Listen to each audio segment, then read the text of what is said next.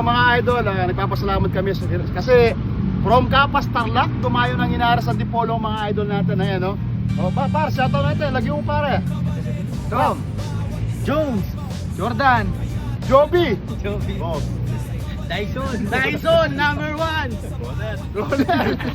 Bagsak me pa, mga idol. Tapat ng Converge 5 Rexers laban sa team ng San Miguel Beermen, mga idol. Yun nga lang, mga idol, sa laro na ito, dalawa sa elite player natin na hindi pa makakalaro. Si Kuis Calvin Abueva, nakasulukuyang nagpapagaling pa sa kanyang hamstring injury, mga idol. At si JGDL or si Juan Gomez de Leaño, hindi rin nakalaro, mga idol.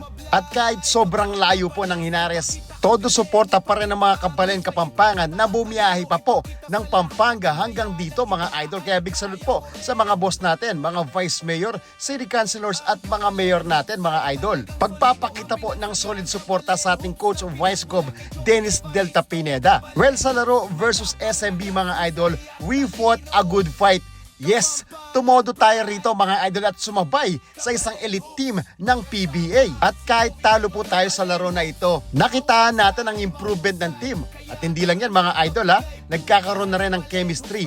Lalong-lalo na si Mikey Williams, nagkakaroon na ng kumpiyansa. Sabi nga ni Coach Governor Dennis Delta Pineda, dapat lahat tayo may tiwala sa isa't isa.